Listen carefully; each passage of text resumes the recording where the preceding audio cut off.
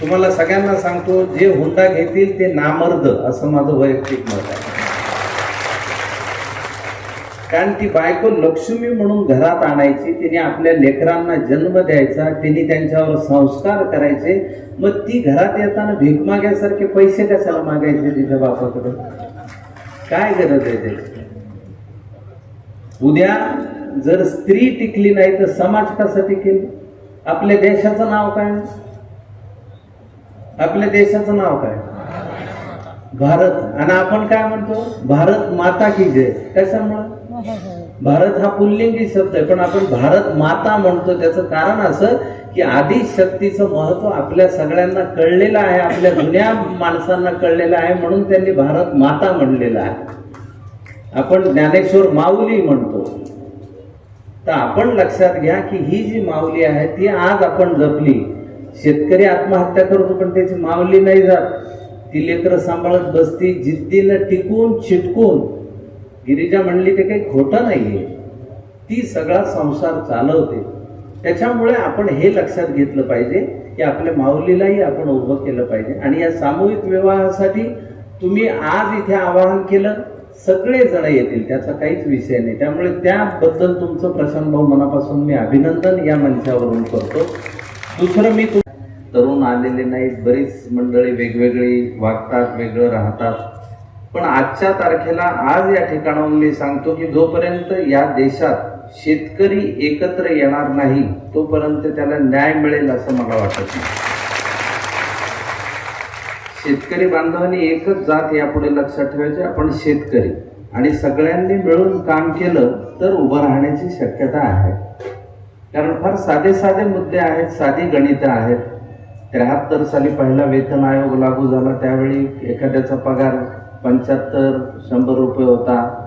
तेव्हा सोनं 400 रुपये तोळा होतं. जुन्या माणसांना माहीत असेल, तेव्हा 11.5 ग्राम सोनं यायचं एका तोळ्यामध्ये. आणि कपाशीचा भाव 500 रुपये होता क्विंटलला.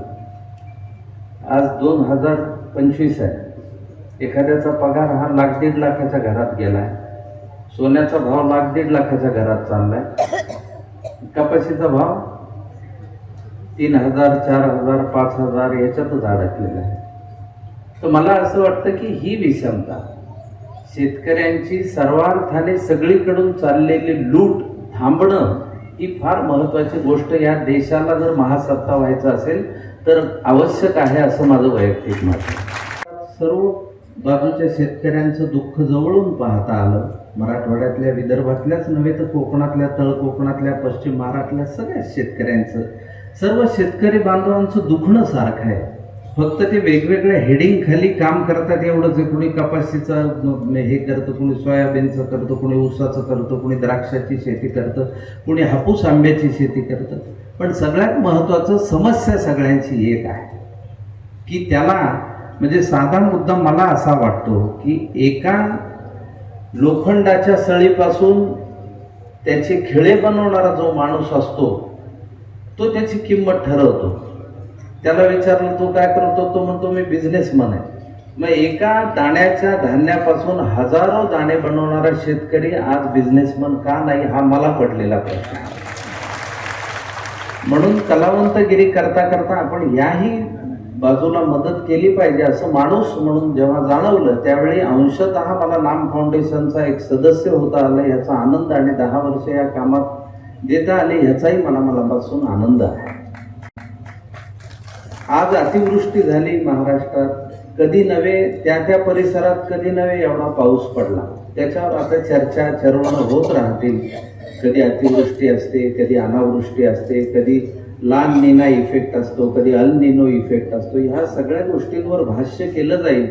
पण या मंचावरून एक कळकळीचं आवाहन मी सर्व बँकांना, पतसंस्थांना, मायक्रो फायनान्सवाल्यांना करतो की कृपया या काळात शेतकऱ्यांकडे वसुलीला जाऊ नका. तुम्हाला हात जोडून विनंती आहे. या बाबतीत सरकारने काही कठोर पावलं उचलावीत असं माझं स्वच्छ मत आहे. 800, 850, 900 रुपये जर हप्ता असेल तर त्या शेतकऱ्याच्या घरी जाऊन त्याचा अपमान करू नका. अतिवृष्टीमुळे सगळं झोपलेलं आहे हे बघायला वेगळ्या गोष्टीची गरज नाही. आपल्या सगळ्यांना माहिती आहे आता ड्रोन पण उपलब्ध आहे. ड्रोनच्या शॉट मधनं आपण पाहिले रस्ते पाण्याखाली, शेतं पाण्याखाली, बऱ्याच जणांची शेतीच खरवडून गेलेली. आता शेती नव्याने उभं करणं हेच मोठं आव्हान आहे. मग आधी घेतलेल्या कर्जासाठी ते कुठून परतफेड करणार, हा साधा विचार करण्याचा मुद्दा आहे. त्यामुळे हा तो काळ आहे जिथे माणसाने माणसांचा माणुसकीसाठी विचार करणं फार महत्वाचं आहे. कारण कसं असतं की समाजामध्ये कोट्याधीश, अब्जाधीश खूप माणसं असतात, पण देण्याची वृत्ती त्याची आहे की नाही हा फार महत्वाचा मुद्दा आहे. झाकली मूठ 1.25 लाखाची हे तुम्हाला सगळ्यांना माहिती आहे. आपल्याकडे म्हण आहे, झाकली मूठ 1.25 लाख. हे आली कशी माहिती का? एका राज्यामध्ये एकदा एक जुनाट मंदिर होतं आणि राजाने सांगितलं की अरे ह्याचा जीर्णोद्धार केला पाहिजे, हे नवीन केलं पाहिजे मंदिर. आणि त्या मंदिराच्या पुजाऱ्यावर राजाने जबाबदारी टाकली. म्हणले तू हे काम कर. तो म्हणला बर महाराज. आता राजाने जबाबदारी टाकली म्हणल्यावर त्यांनी 6,000चं कर्ज काढलं आणि एकदम नवीन मंदिर करून टाकलं. रंग भिंग सगळं स्वच्छ एकदम.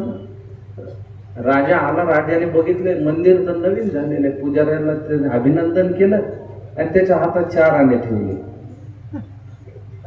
पुजारी हबकला, 4 आणे? म्हणलं 6,000चं कर्ज घेतलंय, आपल्याला वाटलं राजा असं काहीतरी देईल चांगलं, 4 आणे.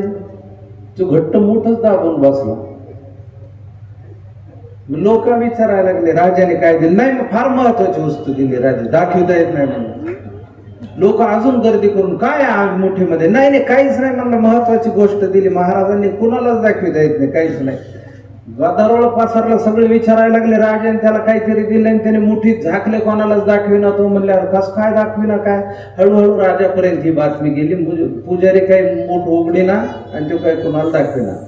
राजा परत आला, त्यांनी 1.25 लाख रुपये पुजाऱ्याला दिले सगळ्यांसमोर आणि हळूच त्याची मूठ हातात घेतली आणि ती 4 आणे काढून घेतली. तेव्हापासून झाकली मूठ 1.25 लाखाची ही म्हण प्रचलित झाली. एबीपी माझा, उघडा डोळे बघा नीट.